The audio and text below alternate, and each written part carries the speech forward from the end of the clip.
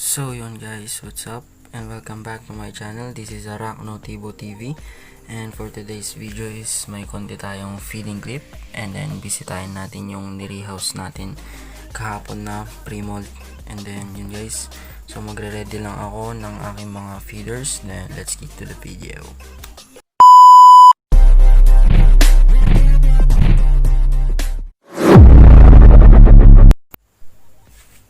So ito na yan guys, ito yung nire-house natin kahapon. Pinalitan natin ng bioactive yung kanyang enclosure dahil may yung old na enclosure niya is may mga mites na. So ito nga pala ang aking Lasidoria striatypes or ang Bahaya Greybird Eater na umaabot sa adult size niya 8 inches, no? And then tumatagal ang male nito is 5 years, and then ang female naman is umaabot hanggang 15 years. So tingnan natin kung ano yung kanyang update kasi pre-mold to, tulad nga lang sabi ko. So eto na siya guys, yun kung makikita nyo guys, yun yung kanyang exuviate, no? Kasi nag-molt ito kaninang umaga lang, no? Pero hindi ko nakuhanan kasi sa trabaho ako. Ito yung kanyang exuviate, no? So yan, durog na, so hindi natin to ma-examine or try ko na lang siguro.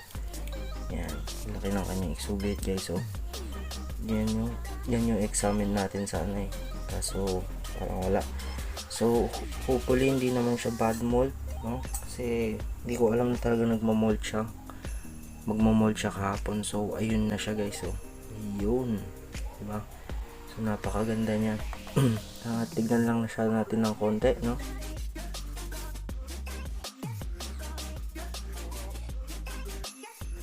So gumagamit ako ng soft brush guys kasi ayaw ko siyang masaktan.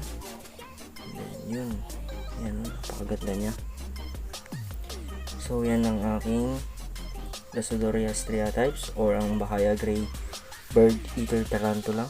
So yun, napakaganda niya guys. Yan. So pababayaan ko na siya dahil ayaw ko siyang ma-stress. Then dagdagan ko na lang yung kanyang water dish. So yan, kompleto naman yung kanyang galamay, so hindi naman siya na bad mold. So yan, then konting patubig lang dito sa may mga halaman. Yan. Oops, nag-flip na siya ng urticating hairs niya. At yun nga pala, nakalimutan kong maglagay ng kahit konting sphagnum moss lang, no? Yan, lagyan natin dyan yung sphagnum moss sa may gilid kasi napakaganda rin nito pang hold ng kanyang humidity sa loob. So yan, so I think okay na yan. So lagyan ko lang ng konti, no? Yan, lagyan dyan sa may tuktok gilid. So salamat kay John Neverida sa aking barkada dahil siya yung nagbigay sa akin ng sphagnum moss, no?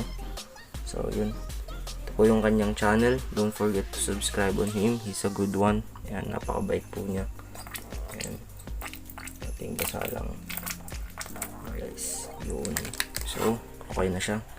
So ito naman yung isa guys, no? So ito yung aking Brachypelma albicep. Yun, napakaganda niya guys. So I think okay naman siya, and then I think pre-mold rin tong isang to kasi nag-webbing na siya ng parang paghihigaan niya na guys, o yung pagmumultan niya. So hopefully maging maayos to. Then tagalin ko lang konti yung sa kanyang sphagnum moss guys. Oops, sorry. Then bigyan natin ng tubig. Wala na tayong tubig. Yun. So close natin, no? So tingnan naman natin tong aking albo, pero ito ay happy form. Yun. So yan po siya. So tingnan natin kung may takedown to guys kasi hindi pa po siya kumakain, no? So yun, bigyan natin siya ng maliit na superworm. Yun, may takedown siya guys. So yun, shoutout nga pala kay Superworm La Union, sa kanya ako kumukuha ng aking mga feeders dahil ligtas po sa kanya. So yun, so PM nyo lang po siya. Ito po, ayan, pag gusto nyo pong umorder ng mga feeders sa kanya. So yun. So ito ang aking OBT guys. Ito ay nag-mold last 4 days ago, no? So tingnan natin kung ready na yung kanyang pangs. Bigyan natin to ng pagkain, no?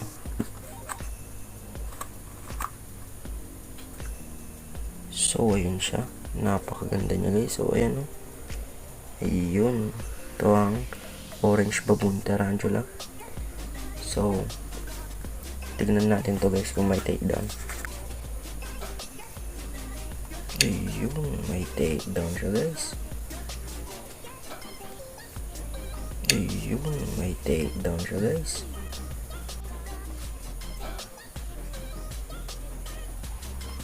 Ayun, may takedown siya guys.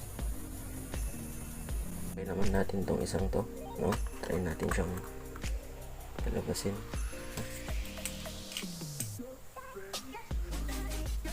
So, ilagay natin siya dito. Ayan.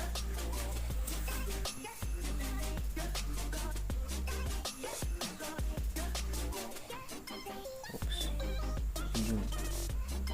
Yun, may takedown siya. So, yun ang aking, oh wow. So, yan ang aking brown Ceratogyrus regionalis. So, yan. May 1 inches na siya something. So yun. So try naman natin itong pakainin at tignan natin kung may takedown tong aking sling na to. So yun, napakalit na guys. Yan, at kuha tayo ng mahiwagang t-shirt. Okay, then lugan natin siya ng pagkain. Tignan natin kung may takedown to. Ayun, may takedown siya guys. So, yan ang aking Lasodoria parahaibana or ang Brazilian Salmon Pink Bird Eater. So, yun. Sila ay mga great eaters. So, di na ako makapaghintay na sila ay lumaki, no? Kasi, isa ito sa mga paborito kong species ng mga tarantulas, no? Mga bird eater. So, yun. So, sunod naman natin to. Okay. Dahan lang, no? Ayan. So yan, bigyan natin siya ng maliit na super worms. Natin kung may takedown to. Oops. Ayun, so may takedown siya guys. Yun, nalalaban pa yung super worms. So yan ang aking Ramostola pulchripes or ang Chaco golden meat. So yan, nag-mold na siya sa akin isang beses kasi nakuha ko siya ng same size. So yan, try naman natin ng iba. So yan, tingnan pa natin tong isang to. Isang Ramostola pulchripes rin pero pre-mold na siya. And then kung makikita nyo, basa yung kanyang substrate, no? Para hindi sila ma-dehydrate guys. So yan, so dyan yung makikita guys kung pre-mold na yung tarantula ninyo, no? Diba? Makikita nyo napaka kintab ng kanilang abdomen, no guys? So pag ganyan is isarado nyo na lang at huwag nyo na silang istorbohin, no? Dahil mai-stress yung sila at saka baka mamaya bad mood sila. So yun. So guys, ito na yung last sa aking mga alaga na arachnids, no guys? Ito ang aking Heterometrus longimanus. Yan. Okay, so nag-mold to last 4 days ago. So tingnan lang natin kung kakain siya. Try natin, no guys. So try natin siyang abutan ng kanyang pagkain. Oops. Okay, yun. Kinuha na niya guys. So yun. Yan siya. Ang aking Heterometrus longimanus. Oops, ininjikan na niya ng venom mo. Sabay kain. Napakalupit na guys. Napaka brutal. So yun. So ito is bihira ko lang makuha, no? So tingnan lang natin or panoorin natin kung paano siya kumain saglit.